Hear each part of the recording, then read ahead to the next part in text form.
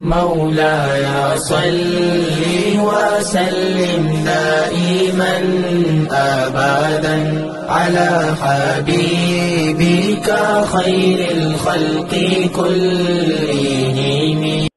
اللهم صل وسلم وبارك على سيدنا ومولانا محمد کریم الآباء والأمہات وعلى آلہ وأصحابہ وأولیاء أمته وعلماء ملته وأمته أجمعين عدد کرمک یا کریم یا کریم یا کریم یا کریم.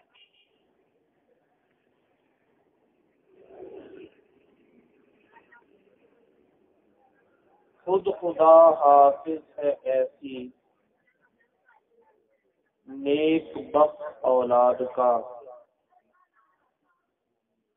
خود خدا حافظ ہے ایسی نیک بخت اولاد کا، مانتی ہے حکم جو ماں باپ کا استاد کا.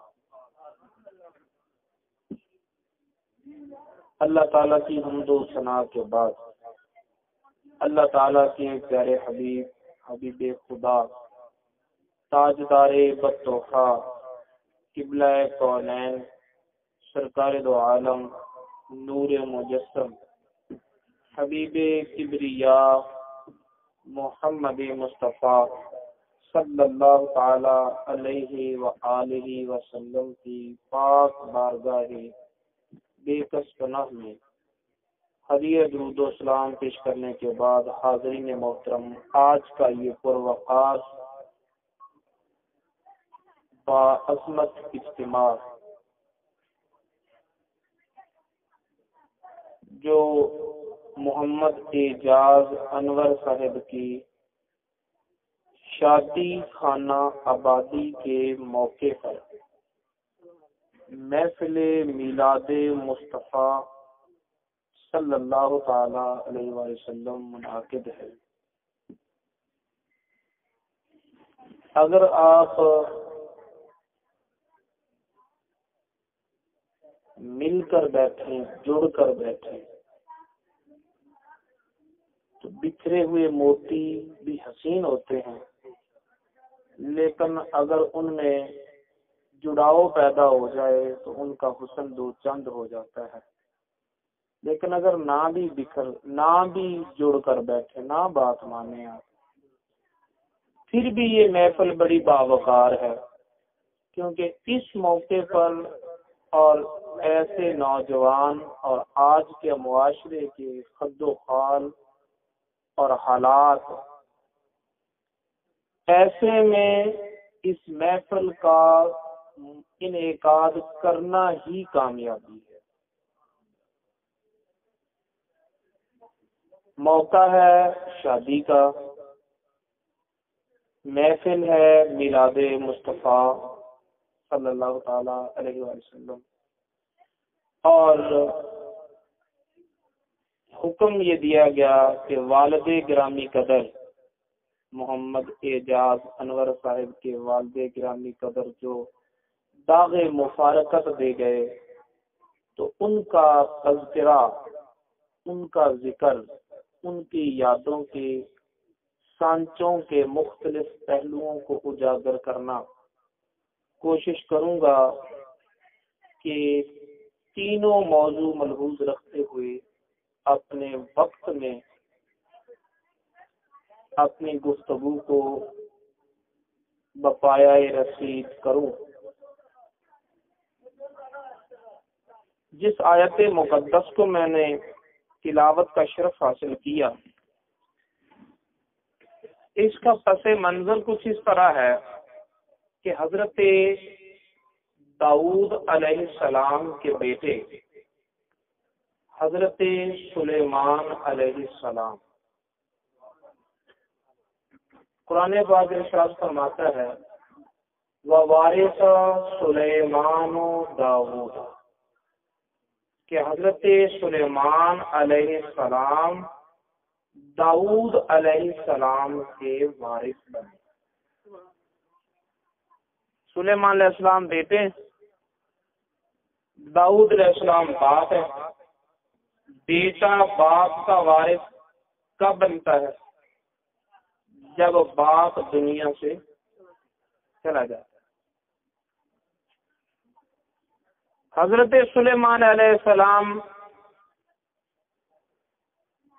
وارث بنے حضرت داؤد علیہ السلام کے. تو یہ لفظ وارث کا جو قرآن پاک میں یہ بتاتا ہے کہ اب اس کے بعد جو تذکرہ ہوگا، جو بیان ہوگا، یہ ایسے حالات میں ہے کہ بیٹا وارث بن چکا ہے، یعنی باپ داغ مفارقت دے چکا ہے. توجہ ہے؟ محفل میں تو بیٹھے ہی ہیں، اگر تھوڑا قریب ہو کر بیٹھ جائیں تو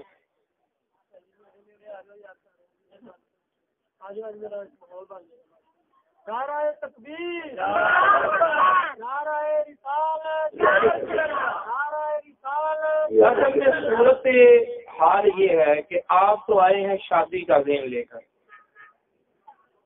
آپ کے ذہن میں تو ایک شادی کا ماحول اور منظر تھا، لیکن یہ ان کی مہربانی کہ انہوں نے آپ کو ایک ماحول اور دے دیا، خوبصورت ماحول دے دیا. ٹھیک ہے، اب چونکہ آپ مہمان ہیں، یہ میزبان ہیں، اور کہتے ہیں کہ مہمان میزبان ہوتا ہے.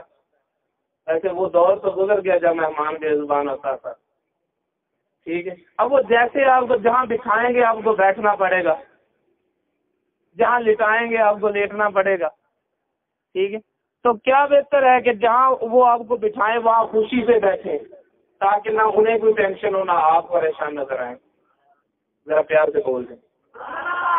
پیاری محفل میں پیارے رب کا نام لیتے ہوئے ہچکچانا تو نہیں چاہیے. اگر تین تعداد میں تھوڑے ہی نظر آئیں لیکن تھوڑی تھوڑی آوازیں مل جائیں تو ذرا ماحول گونج سکتا ہے، ایک ماحول بن بھی سکتا ہے. حضرت داؤد علیہ السلام جا چکے ہیں، دنیا سے داغ مفارقت دے چکے ہیں، بیٹا وارث بن چکا ہے. توجہ چاہوں گا آپ کی، اور حالات موجودہ یہ ہے، بیٹا تو وارث بنتا ہے باپ کے چلے جانے کے بعد. قرآن بھی یہی کہتا ہے کہ بیٹا وارث بنے گا باپ کے چلے جانے کے بعد. جب تک باپ اس دنیا میں موجود ہے تب تک بیٹا وارث نہیں ہے. جب وارث نہیں ہے ابھی، بنے گا اس کے جانے کے بعد، تو پھر ان لوگوں کو ذرا ہوش کے ناخن لینے چاہیے نا جو باپ کو کہتے ہیں کہ لاؤ میرا حصہ بھی میرے نام کرو. جی وارث تو بنے گا تب جب یہ بیچارہ جائے گا. ابھی تو یہ زندہ کھڑا ہے، ابھی تیرا کون سا حق؟ ابھی تو تیرا فقط یہی حق ہے کہ اپنی جوانی کو ان کے بڑھاپے کے قدموں پہ نشاور کر دے. ابھی تو یہ تیرا حق ہے. تو کہتا ابھی میرا حق موجود ہے. تیرا حق نہیں ہے، اس کے جانے کے بعد تجھے ملے گا جو تیرا حق ہوگا، ابھی نہیں ہے. بڑھاپے کو داغدار نہ کرو. نبی پاک صاحب صلی اللہ تعالیٰ علیہ وسلم نے ارشاد فرمایا، حضرت ابو ہریرہ رضی اللہ تعالیٰ عنہ راوی ہے، فرمایا جس کے ماں باپ دونوں زندہ ہوں اور دونوں اس پر راضی ہوں، جب وہ صبح صبح اٹھتا ہے تو جنت کے 2 دروازے اس کے لیے کھلے ہوتے ہیں. اور اگر وہ دونوں ناراض ہوں تو جب صبح صبح اٹھتا ہے تو جہنم کے 2 دروازے کھلے ہوتے ہیں. فرمایا اگر والدین دونوں میں سے ایک ہو تو 1 دروازہ، 2 ہو تو 2 دروازے. پتہ چلا کہ ماں باپ یہی تیرے لیے جنت کا دروازہ ہے، یہی تیرے لیے دوزخ کا دروازہ ہے. اگر یہ تجھ پر راضی ہے تو پھر تیری صبح یوں ہے کہ جنت کے 2 دروازے کھلے ہیں، اگر ناراض ہے تو دوزخ کے 2 دروازے. اب کوئی دور جانے کی بات نہیں، اپنے جنتی اور دوزخی ہونے کا تو یہیں سے ہی فیصلہ کر سکتا ہے. ماں باپ کو راضی رکھ کے سوتا ہے یا ناراض کر کے سوتا ہے. مدینے کا تاجدار، سارے نبیوں کا امام، عرش اولیٰ کا مہمان، اعلان نبوت فرمانے کے بعد اپنے صحابہ کرام کو ارشاد فرما رہا ہے، دار قطنی کی حدیث ہے، فرمایا لو ادرکت ابوایا، اگر میرے والدین آج زندہ ہوتے، وجہ ہے اگر میرے والدین آج زندہ ہوتے وقت تو پھر صلاۃ العشاء، اور میں عشاء کی نماز پڑھ رہا ہوتا، ماں باپ زندہ ہوتے عشاء کی نماز پڑھ رہا ہوتا، توجہ ہے، عشاء کی نماز کا ذکر کیوں کیا؟ پتا چلا کہ جب کملی والے محبوب ارشاد فرما رہے ہیں تب نماز فرض ہو چکی ہے، تب نماز، اور جب نماز فرض ہوئی تھی کب ہوئی تھی؟ جب کملی والے محبوب نے 1,23,000 نبیوں کی امامت بیت الاقصی نے کی تھی، پھر اللہ کے عرش کے مہمان بنے تھے، پھر جبریل امین ہاتھ جوڑ کر عرض کر رہے تھے یا رسول اللہ سدرۃ المنتہی اس کے آگے میں نہیں جا سکتا، رات کی سواری کی، مقام او ادنا تک پہنچے تو اوحا الی عبدہ ما اوحا کے اسرار سینے میں سمائے، پھر معراج سے واپس آئے، پھر ہجرت کا موقع آیا، یعنی اعلان نبوت سے پہلے کی بات نہیں، یہ اعلان نبوت کے بعد کی بات ہے۔ یہ وہ کہہ رہا ہے جس سے پیچھے نبیوں کی صفیں ہیں، یہ وہ کہہ رہا ہے جو اللہ کے عرش کا مہمان بن چکا کہ اگر کہ میں اپنے جوتوں سمیت خدا کے عرش کا مہمان بن چکا ہوں، لیکن عزت اتنی ملنے کے باوجود میرا دل چاہتا ہے کہ عشاء کی نماز ہوتی، نماز میں کھڑا ہوتا، میں سورہ فاتحہ پڑھ چکا ہوتا، پھر میری ماں مجھے آواز دیتی یا محمد، میں نماز چھوڑ کے کہتا لبیک یا عمر،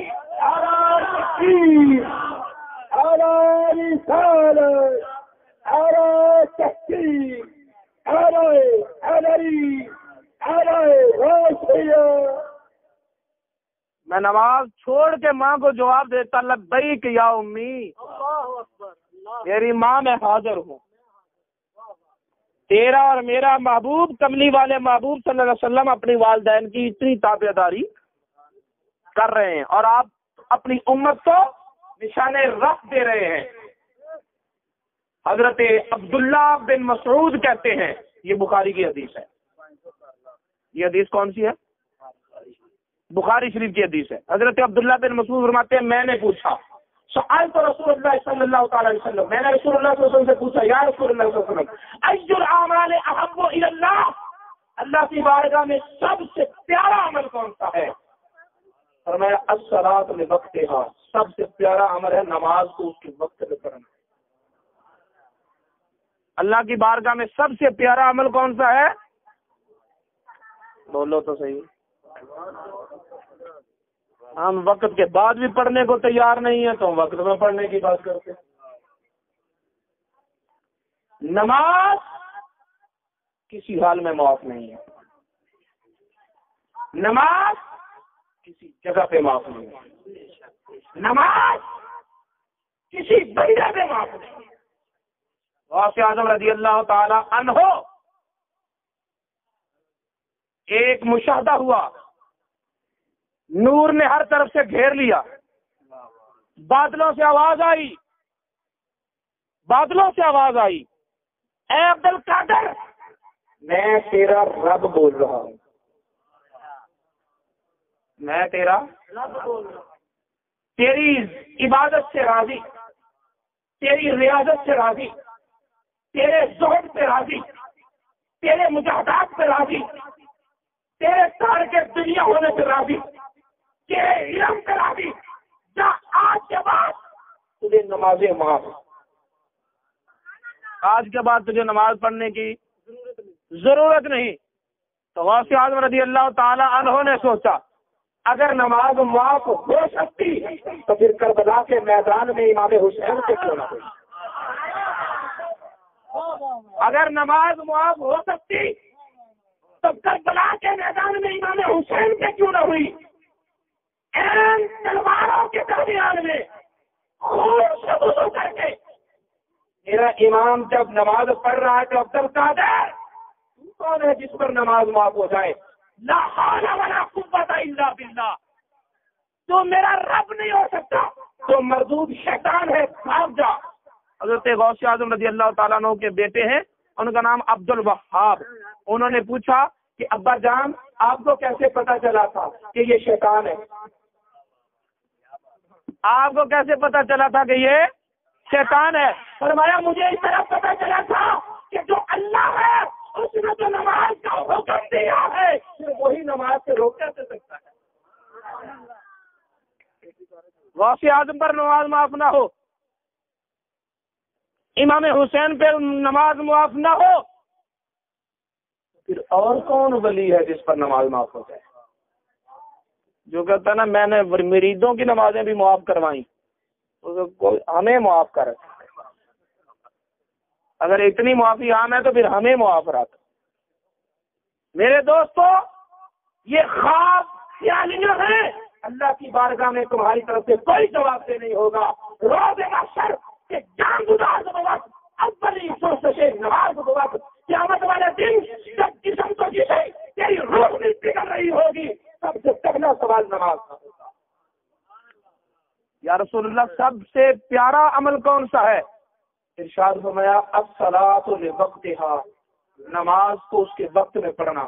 فرمایا ثم ایل، یا رسول اللہ اس کے بعد کون سا عمل پیارا ہے؟ فرمایا بر الوالدین، نماز کے بعد اگر اللہ کی بارگاہ میں کوئی پیارا عمل ہے تو وہ اپنے والدین کی اطاعت، اپنے والدین کی خدمت کرنا ہے، اپنے والدین کے ساتھ اچھا سلوک کرنا. یہ نماز کے بعد اللہ کی بارگاہ میں سب سے پیارا. فرمایا ثم ایل، یا رسول اللہ اس کے بعد فرمایا الجہاد فی سبیل اللہ، اللہ کی راہ میں جہاد یہ بعد میں، لیکن ماں باپ کی خدمت. وبارث سلیمان و داؤدا، حضرت سلیمان علیہ السلام وارث بنے حضرت داؤد علیہ السلام کے.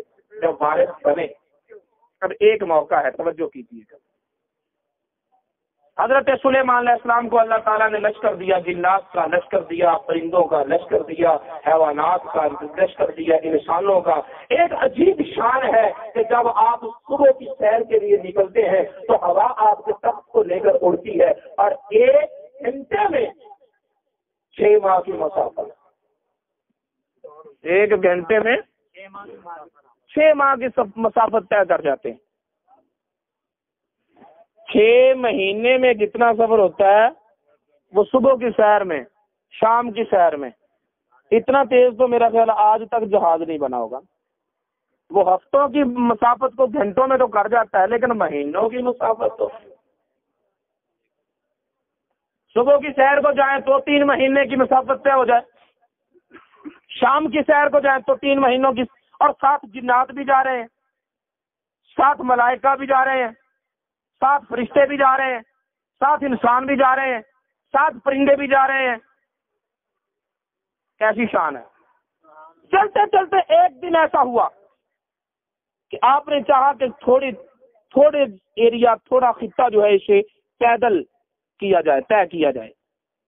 لشکر جا رہا ہے، ایک بلندی پر چڑھا، وادی نمل سے گزرا، اب پہاڑ کی چوٹی سے نیچے کی طرف اتر رہا ہے. 30 میل آگے ایک چیونٹی ہے. واقعہ آپ نے سن رکھا ہے، لیکن اس موقع پر جو قرآن کہہ رہا ہے میں نے صرف آپ کو وہ بتانا ہے. 30 میل فاصلہ دور ایک چیونٹی ہے. وہ چیونٹی دیکھ کر اپنے قبیلے کی چیونٹیوں کو کہنے لگی. قرآن کہتا ہے قالت نملۃ، چیونٹی بولی یا ایھا النمل ادخلوا مساکنکم، او چیونٹیوں اپنے سوراخوں میں، بلوں میں داخل ہو جاؤ. اب توجہ چاہوں گا، آپ کی بات کو سمجھنا چاہتے ہیں؟ سمجھنے کے موڈ میں بیٹھے ہیں یا مجھے کچھ سمجھانے کا اشارہ کریں؟ کچھ سمجھنے کی کوشش کر رہے ہیں یا مجھے کچھ سمجھانا چاہ رہے ہیں؟ چیونٹی بیٹھی ہے. اب دیکھیں نا، آپ کھڑے ہو کر دیکھتے ہیں، دور تک دیکھ لیتے ہیں، لیکن جب آپ بیٹھ جاتے ہیں، بیٹھ کر دیکھتے ہیں تو نظر جو ہے وہ اتنی دور تک تو نہیں جاتی نا. آپ بتا دیں. انہوں نے نہیں بتایا. نہیں جاتی نا. ایک حقیقت ہے. آپ اونچی جگہ پر بیٹھ کھڑے ہو کر دیکھیں گے, دور تک دیکھ لیں گے. چاند کو دیکھنے کے لیے آپ کیوں چوباروں پر چڑھتے ہیں؟ اس لیے کہ اونچائی دور تک دیکھنا چاہتے ہیں. اگر نیچے بیٹھ جائیں گے تو نگاہ کا زاویہ اور سمٹ جائے گا. اور اگر آپ اسی طرح نیچے ہوتے ہوتے ہوتے ہوتے اپنے آپ کو ذرا چونٹی کے سطح تک لے جاؤ, کتنی دور تک دیکھ سکو؟ بہت کم. ایسا ہی ہے نا. اور پھر یہ کوئی سیدھا راستہ بھی نہیں ہے. قرآن کہہ رہا وادی النمل, وادی ہے. اور وادی پتہ کسے کہتے ہیں؟ پہاڑوں کے ڈھلوانی حصے کو وادی کہتے ہیں. یہ میدانی علاقہ نہیں, وادی ہے. قرآن کہہ رہا ہے الا وادی النمل. پتہ چلا اونچی نیچی جگہ ہے. چونٹی کے سطح پر دیکھو, برابر میدانی علاقہ نہیں ہے. چونٹی کوئی کسی بلند قامت درخت پہ چڑھ کے دیکھ رہی تھی, وہ اپنی چونٹیوں کے بلوں میں ہی کھڑی دیکھ رہی تھی نا.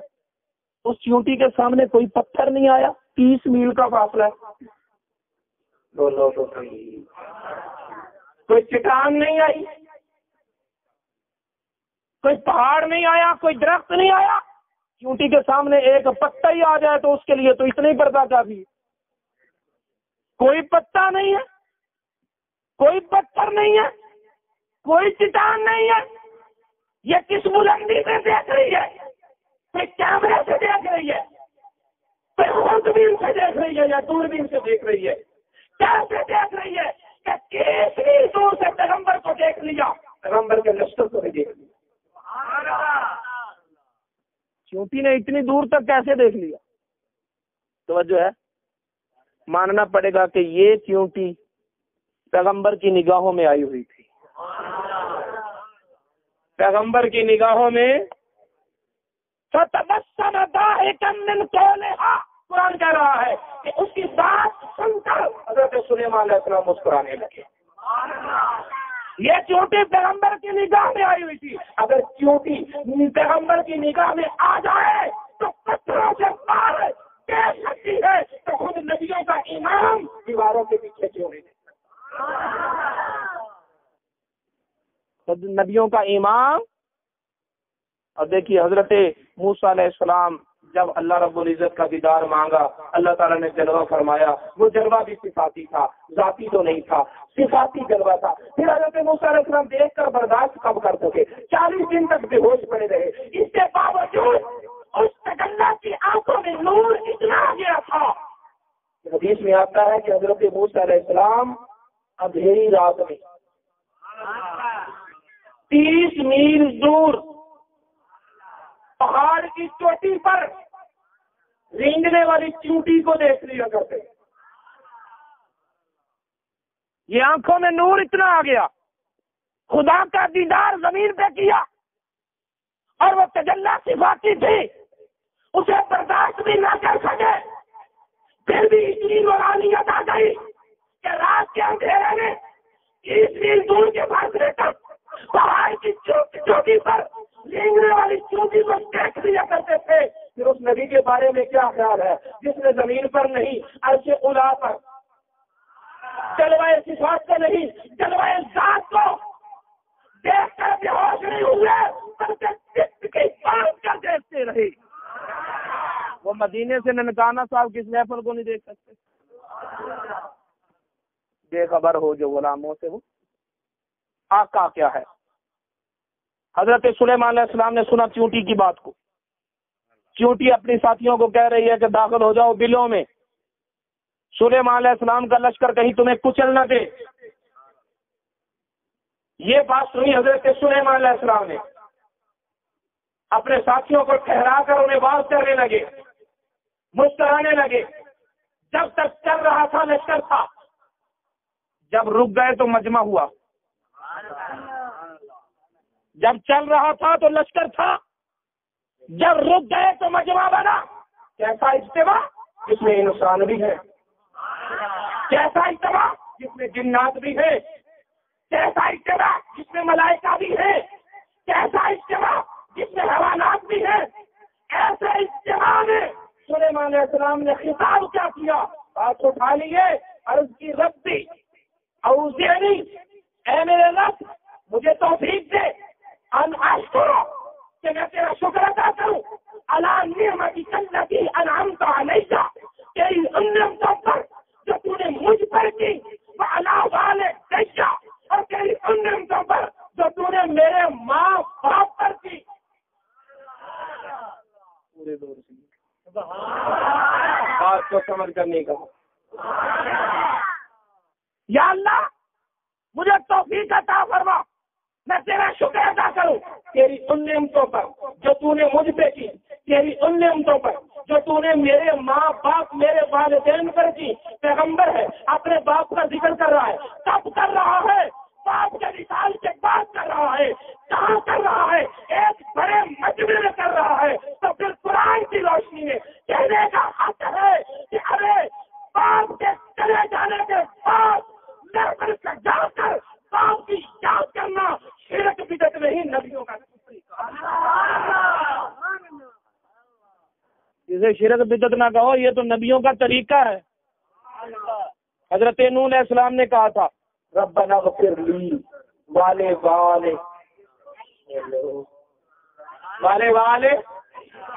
من دخل بیتی، یا اللہ مجھے بخش، میرے ماں باپ کو بخش، اور جو میرے گھر میں آ جائے اسے بخش۔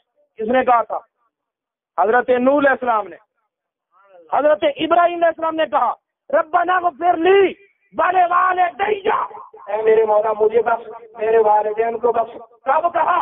جب دیوار کعبہ کو بنا کر مکمل کر لیا تھا، پتا چلا ابراہیم علیہ السلام بھی ماں باپ کے وصال کے بعد ماں باپ کو یاد کر رہے ہیں، نوح علیہ السلام بھی ماں باپ کے چلے جانے کے بعد ان کا ذکر کر رہے ہیں، حضرت سلیمان علیہ السلام کو والد کے چلے جانے کے بعد بڑے مجمع میں ذکر کر رہے ہیں۔ تو پتا چلا ماں باپ کے چلے جانے کے بعد ان کی یاد بنانا، ان کا ذکر کرنا، ان کی بخشش کی دعائیں کرنا، یہ نبیوں کا طریقہ،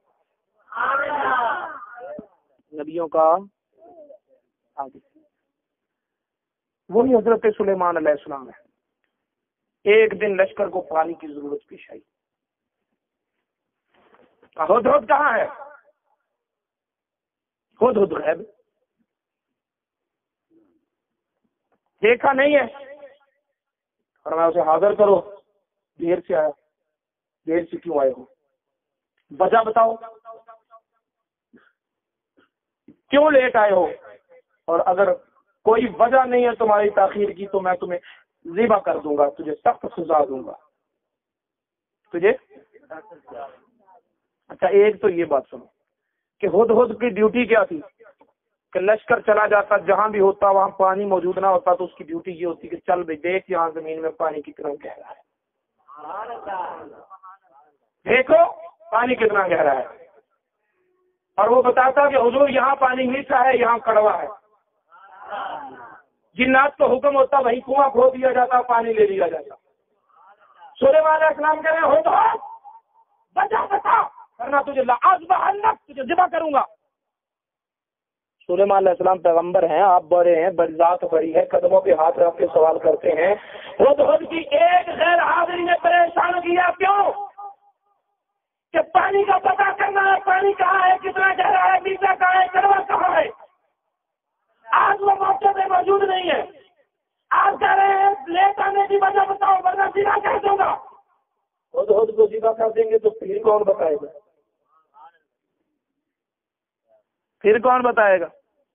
لأذبحنک کہہ کر یہی تو بتایا سلیمان علیہ السلام نے کہ پیغمبر کسی نوکر سے کام لے اس کی مرضی ہے، اس کا مطلب یہ نہیں کہ پیغمبر محتاج ہو جاتا ہے۔ خود جس کے بارگاہ کی چڑی فضا سے زمین کے نیچے دیکھ سکتی ہے وہ نبی خود نہیں دیکھ سکتا۔ کہنے لگا حضور بات یہ ہے کہ میں ایک ایسے ملک میں دیکھا جہاں پر عورت بادشاہ ہے۔ سلیمان علیہ السلام نے کہا ساری دنیا کی حکومت تو میرے پاس ہے، لیکن کہا اسی دنیا میں ایک خطہ ایسا ہے کہ جہاں پر عورت بادشاہ ہے، بلقیس، اور وہ لوگ سورج کی پوجا کرتے ہیں، خدا کی پوجا نہیں کرتے۔ کس کی پوجا کرتے ہیں؟ سلیمان علیہ السلام نے کہا اچھا یہ لو خط، جاؤ بلقیس کو پہنچاؤ، اگر تو واقعی بات سچی ہوئی تو ٹھیک ہے، اور اگر تو نے جھوٹ بولا ہوا تو تجھے سخت سزا دی جائے گی۔ سلیمان علیہ السلام نے خط پر لکھا بسم اللہ الرحمن الرحیم، انہ من سلیمان و انہ بسم اللہ الرحمن الرحیم، قرآن کا۔ سلیمان علیہ السلام نے خط لکھا، خط لکھ کر ہدہد کو دیا، ہدہد نے وہ خط بلقیس کے سینے پر رکھا۔ بلقیس کے اٹھی، خط کو پڑھا جس میں لکھا بسم اللہ الرحمن الرحیم، اپنی قوم کو جمع کیا، جمع کر کے کہنے لگی کہ القی الیہ کتاب کریم، میرے پاس ایک عزت والا خط آیا ہے، وہ تو مشرکہ ہے، وہ تو مشرکہ ہے، اس خط میں لکھا ہے اللہ الرحمن الرحیم، وہ تو سورج کی پوجا کرتی ہے، وہ اس خط کو عزت والا خط کیوں کہہ رہی ہے؟ ماننا پڑے گا کہ نگاہ پیغمبر کام کر چکی تھی، جب یہ لکھی ہوئی بسم اللہ، یہ پیغمبر کی قلم سے لکھی ہوئی بسم اللہ الرحمن الرحیم بلقیس کے سینے پر پڑی، سوئی تو مشرکہ تھی، اٹھی تو مومنہ تھی۔ تعویذ محبت اپنا کام کر چکا تھا، تعویذ محبت اپنا کام۔ حضرت بلقیس تک یہ پیغام پہنچا، ارکان سلطنت کے ساتھ مشاورت ہوئی، سب نے کہا کہ حکم آپ سے ہی چلے گا، لیکن اگر کوئی ہمارے ساتھ لڑنا بھی چاہتا ہے تو ہمیں کچھ چوڑیاں دے دیں، حکم آپ کا ہی چلے گا، اگر لڑنے کا حکم دیں گی تو ہم نے چوڑیاں نہیں پہن رکھی، ہم بھی مرد ہیں۔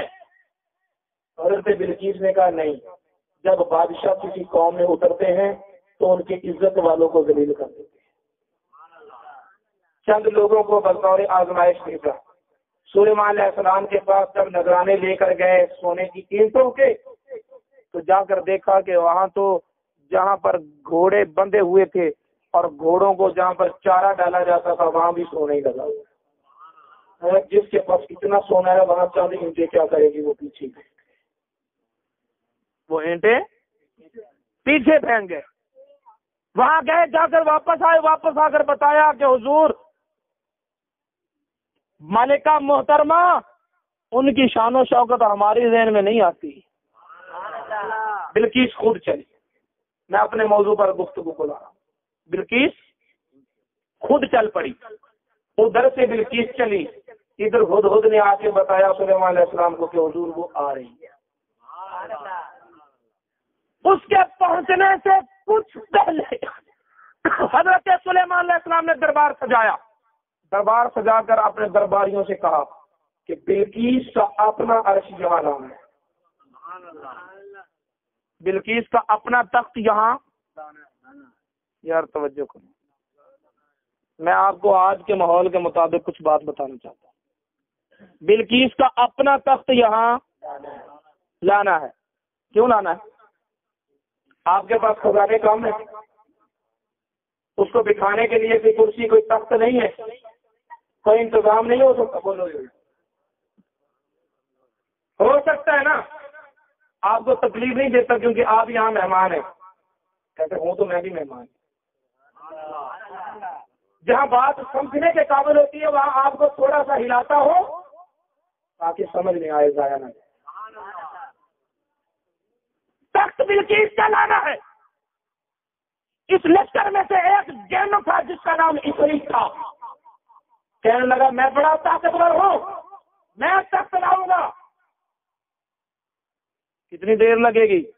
میں جتنی دیر یہ تمہاری محفل جمتی ہے، مجلس مشاورت ہے، اتنی دیر لگے گی۔ جب محفل مشاورت ختم ہوگی تو تخت لے کر آ جاؤں گا، جانا بھی ہے، آنا بھی ہے، تخت کو اٹھانا بھی ہے۔ اتنی دیر تو لگے گی جتنی دیر مجلس مشاورت قائم ہوتی ہے۔ سلیمان علیہ السلام نے کہا نہیں، جلدی چاہیے، نہیں جلدی چاہیے۔ تو پھر ایک بزرگ اٹھا، ہانپتا کانپتا، کبڑی کمر والا انسان اٹھا، طاقتور جن نے کہا اتنی دیر لگاؤں گا۔ یہ ہانپتا کانپتا انسان اٹھا، اس کا نام آصف بن برقیہ تھا۔ سلیمان علیہ السلام نے کہا ہاں جی تم کیا کرو گے؟ فرمایا تخت لے آؤں گا. کتنی دیر لگے گی؟ فرمایا حضور اگر آپ اشارہ دیں تو پلک جھپکے.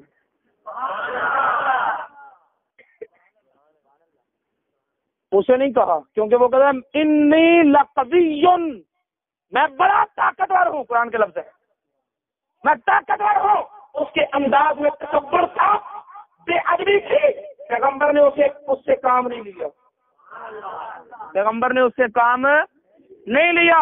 آصف بن برقیہ اٹھا، حضور اگر آپ اجازت دیں تو پلک جھپکنے میں لے آؤں گا. پتا چلا جو متکبر ہوتا ہے وہ قوت بازو پہ ناز کرتا ہے، جو مومن ہوتا ہے وہ پیغمبر کی اجازت پہ ناز کرتا ہے. آپ اجازت دیں گے تو پلک جھپکنے میں لے آؤں گا. اجازت دی، تخت جن تھا. اگر آپ برا نہ مانیں، جو طاقتور جن ہے اسے تو چاہیے تھا 3-4 گھنٹے، اور یہ انسان کہہ رہا ہے پلک جھپکنے میں. صرف کہہ نہیں رہا، لے بھی آیا. لے بھی آیا. اگر آج تم جنات سے ڈرتے کیوں؟ سوچنے کی بات ہے نا. جب انسان طاقتور ہے جنات سے تو پھر گھبراتے کیوں؟ جنات کا نام آ جائے تمہیں، تمہارے پیچھے کسی نے جن چھوڑ دیے ہیں، چلو کسی پیر کے پاس. پیر کون ہے؟ پیر وہ ہے جس نے کبھی نماز نہ پڑھی ہو.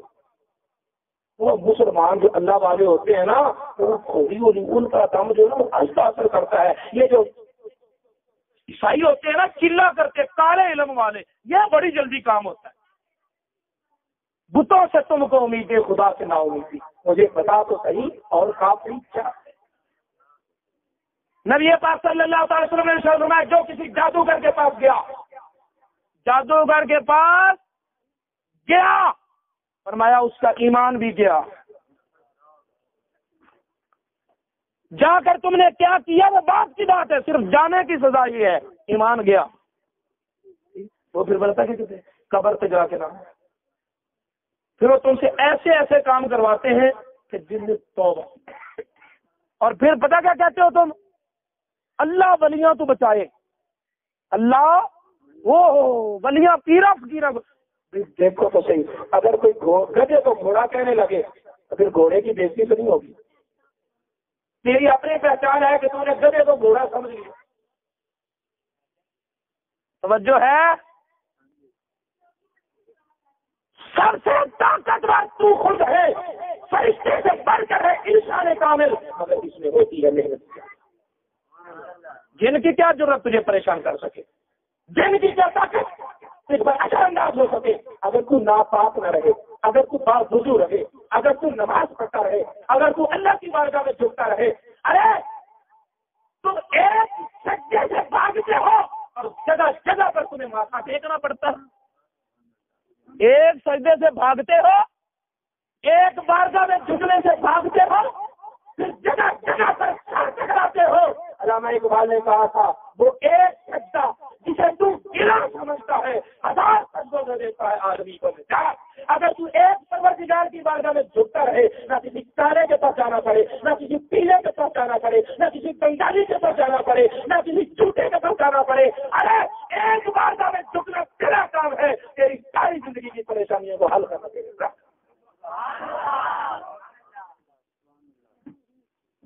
لیکن میرا سوال یہ تھا کہ سلیمان علیہ السلام کے پاس اتنے خزانے ہیں تو بلقیس کو بٹھانے کے لیے جگہ کوئی نہیں تھی. یہ سوال ہے اور اس کا جواب میری پوری گفتگو کا لب لبام ہے. سمجھنا چاہتے ہو؟ سلیمان علیہ السلام نے بلقیس کے لیے بلقیس کا تخت کیوں بلایا؟ سوئے ہوئے ہیں، جا رہے ہیں، سمجھ آ رہی ہے یا نیند آ رہی ہے تو پتہ چلے نا. اگر تو ایک مرتبہ اللہ کا نام لے لیں گے تو سمجھ لوں گا کہ سمجھ آ رہی ہے. بلقیس کا تخت اس لیے بنوایا کہ دور سے آ رہی ہے، اب پلٹ کر جانے کے لیے نہیں آ رہی، یہیں کی ہو جانے کے لیے آ رہی ہے. میں ہر طرح کی آسائش کر سکتا ہوں، لیکن آج میں چاہتا ہوں کہ بلقیس کو بلقیس کے گھر کا ماحول دوں. بولو تو صحیح. بلقیس کو بلقیس کے گھر والا ماحول دو، اس لیے کہا لاؤ وہی تخت لاؤ جس پر وہ بیٹھا کرتی ہے، جس پر وہ مجلس میں مشاورت قائم کیا کرتی ہے، تاکہ یہاں آ کر اجنبیت محسوس نہ ہو، اسے یوں لگے جیسے میں اپنے ہی گھر میں آئی۔ پتہ ہے کیا سمجھایا قرآن نے؟ مطلب کی باتیں ہی نہیں سمجھتے، دوسروں کے حقوق بھی سمجھنے کی کوشش کرتے ہیں۔ جو تمہارے لیے آ رہی ہو، اپنا سب کچھ وطن ملک بادشاہی چھوڑ کے آ رہی ہو، بیٹیاں اپنے ماں باپ کے گھر میں بادشاہ ہوتی ہے۔ بولو، جو بیٹیوں والے ہیں وہ بولو، کیا اپنی بیٹیوں کو گھر کی ملکائیں نہیں بناتے ہو؟ ان کی ہر تمنا اور خواہش کو پورا نہیں کرتے ہو؟ جب کرتے ہو تو پھر قرآن پڑھو، حضرت بلقیس کا واقعہ سن کر لیا، کبھی سمجھ بھی لو کہ تخت بلقیس کا اس لیے منگایا تھا، دور سے آ رہی ہے، جانے کے لیے نہیں، یہیں رہنے کے لیے آ رہی ہے، تو اسے اجنبیت نہ محسوس ہو، جو ماحول چھوڑ کے آ رہی ہے وہی ماحول اسے، جو ماحول بھائیوں کو چھوڑ کے آ رہی ہے اسے بھائی ملے، دیور جیٹھ نہ ملے، بھائی ملے، بہنوں کو چھوڑ کے آ رہی ہے اسے ننانے نہ ملے، اسے بہنیں ملے، ماں باپ کو چھوڑ کے آ رہی ہے اسے سونا ساس نہ ملے، اسے ماں اور باپ ملے۔ توجہ ہے؟ اور قرآن کہتا ہے حق کے مہر دو عورت کو۔ نکاح میں دو ہی جگہ خرچہ ہے، اسلام نے تمہیں 2 جگہ خرچ کرنے کو کہا۔ یہ باتیں غور سے سنو، اسلام نے نکاح میں کتنی جگہ خرچ کرنے کو کہا؟ صرف 2 جگہ، باقی جتنے خرچے ہیں وہ ہم نے خود بنائے، اور جو ہم نے تم نے خود بنایا نا وہاں بے دریغ خرچ کرتے ہیں، اور جہاں شریعت نے حکم دیا نا خرچ وہاں پر ہاتھ کم کر، بس کم سے کم۔ یہاں کیا ہے؟ بولو، کم سے کم، تھوڑے سے تھوڑا، جہاں زیادہ سے زیادہ چاہیے وہاں تھوڑے سے تھوڑا۔ وہ 2 جگہ کون سی ہیں؟ ایک حق مہر، دوسرا دعوت ولیمہ، بس یہ 2 خرچے۔ حق مہر کتنا ہے؟ وہ شریح کتنا؟ وہ 32 روپے دیے تھے ہم نے جب ہم نے کیا تھا۔ اب یہ پوتے کی شادی ہو رہی ہے، ابھی 32 روپے ہے، جب ہم نے کیا تھا کم سے کم حق مہر ہے 10 درم چاندی کا سکہ، جس کا وزن کیا جائے تو 2 تولے 6 ماشے 7 رتیاں چاندی، تقریباً 3 تولے کہہ لو، تقریباً 3 تولے چاندی یا 3 تولے چاندی کی قیمت، کم سے کم 10 درہم، اس سے کم شریعت حق مہر جو ہے وہ وصول نہیں کرتی۔ کم و بیش اس کی لگ بھگ 3000 قیمت بنے گی، ورنہ بازار سے پوچھ لینا کہ آج چاندی کا کیا ریٹ ہے۔ توجہ ہے؟ اس سے کم نہیں، اور یہ ہے کم سے کم۔ نبی پاک صلی اللہ علیہ وسلم نے جب اپنی بیٹی کو رخصت کیا تھا تو مولا علی نے 400 درہم حق مہر دیے۔ نبی پاک صلی اللہ علیہ وسلم نے اپنی 11 ازواج مطہرات ایک وقت میں 9 رہی، اور ہر ایک زوجہ محترمہ کا حق مہر اوسطاً 400 درہم سے کم نہیں ہوگا۔ 400 درہم سے کم صحابہ کرام حق مہر زیادہ سے زیادہ دیتے تھے، حتیٰ کہ ایک دن عمر فاروق نے کہا کہ میں حد مقرر کر دوں کہ اس سے زیادہ کوئی حق مہر نہ دے۔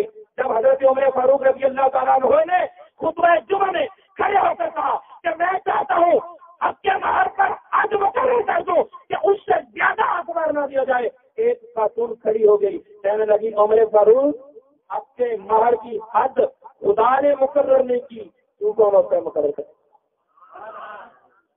تو حضرت عمر فاروق نے کہا آج ایک عورت کا دعویٰ عمر کے بعد سے زیادہ ہے۔ پتا چلا عمر فاروق کو یہ زیادہ سے زیادہ کی حد مقرر کرنے کی کیوں ضرورت پیش آئی؟ کیونکہ صحابہ کرام کا طریقہ یہ تھا کہ زیادہ سے زیادہ دیا، زیادہ سے، اور ہم کیا کہتے ہیں مولوی صاحب کم سے کم، چھری پٹاخے پر، ڈھول باجے پر خرچ ہوتا ہے نا، 10 ہزار، 20 15 کہیں نہیں گیا. جس نے ساری رشتے توڑ دیے تیری خاطر، اس کے لیے 1000 2000 دیتے ہوئے بھی جان جاتی ہے. رہنا تو پھر یار اپنے ہی گھر میں، اس کی قیمت کیا ڈالی تو؟ اسے احساس کیا دیا کہ میں نے وہ آنگن چھوڑا جہاں بچپن گزرا تھا، میں نے وہ بہن بھائیوں کے ساتھ ہزاروں یادیں تھی، سالوں کی یادیں سب چھوڑ دی، ماں باپ کا گھر چھوڑ دیا، کتنے عزیز پیارے رشتے چھوڑ دیے، سہیلیوں کے ناطے چھوڑ دیے، ساری رشتے توڑ کر جس کی ہو رہی ہو وہ قیمت کیا ڈال رہا ہے؟ حق کے مار پر ذرا دل کو کھولا کرو. سمجھ آئی ہے؟ مولوی صاحب نے خرچے بتا دیتے ہیں. میرے دوستو یہ وہ مسائل ہیں جن کی طرف آپ توجہ نہیں کرتے. اسلام سے یہ شادی باہر نہیں ہے، اسلام مکمل دعوت ہے آتا ہے. اور دوسری جگہ دعوت ولیمہ. یا میں اس بات پر اپنی گفتگو کو کلوز کرتا ہوں کہ حضرت آدم علیہ السلام نے جب جنت کے ماحول میں چاہا کہ یہاں بھی تنہائی ہے، پورے ہیں پھر اداس ہے، پورے ہیں جنت ہے پھر اداس ہے، غلمان ہے پھر اداس ہے، فرشتے ہیں پھر اداس ہے. پتہ چلا کہ اپنی جنس کے بغیر تسکین نہیں ملتی. حضرت حوا کو پیدا کیا گیا، جب جاگے تو حضرت حوا موجود تھی، بائیں پسلی سے پیدا کیا گیا. فرشتوں نے آزمانے کے لیے پوچھا آدم آدم یہ کون ہے؟ فرمایا یہ میری ہمجنس ہے، حوا ہے. اس کا نام کیا ہے؟ اس کا نام حوا ہے. فرمایا اس کا نام حوا کیوں ہے؟ فرمایا اس لیے کہ یہ کسی زندہ چیز سے پیدا کی گئی. حوا حیات سے ہے نا، یہ زندہ سے بنی ہے. اللہ تعالیٰ نے آدم علیہ السلام کو بنایا مرد کو، پھر مرد سے عورت کو، پھر مرد سے عورت کو بنایا. آدم علیہ السلام نے خواہش کی، اللہ تعالیٰ نے فرمایا آدم رکو، پہلے حق مار. پہلے یا اللہ حق مار کیا ہے؟ فرمایا میرے پیارے آخری نبی پر درود. آخری نبی پر. پتہ چلا شادی کے موقع پر درود پڑھنا آدم کی سنت ہے. آپ کے لیے شادی کے موقع پر درود پڑھنا ٹھیک ہے، تسبیح نہ پکڑنا کہ لوگ کہیں گے یہ آج حاجی بن گیا.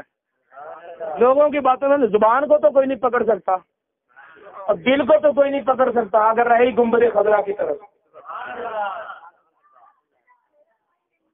آدم پہلے حق مار دو، مولا کیا دوں؟ ارشاد فرمایا کہ حق مار دو، میرے نبی پر درود پڑھو. آدم علیہ السلام نے درود پڑھا. کس پر؟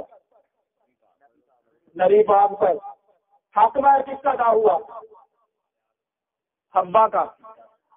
اما حوا کا. سمجھ نہیں آتی. حق مار دینا ہے حوا کو، دینا ہے حضرت آدم علیہ السلام نے. آدم علیہ السلام نے درود پاک پڑھا حضرت محمد مصطفیٰ صلی اللہ علیہ وسلم پر، نبی پر.